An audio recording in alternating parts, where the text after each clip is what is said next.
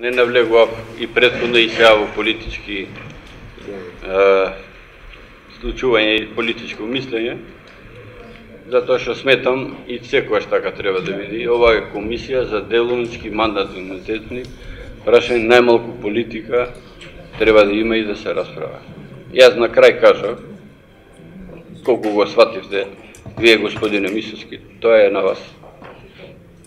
Ни на крај памет, повторно, ни на крај памет не ми паднало дека таков настан може да се случи во Собранието на Република Македонија.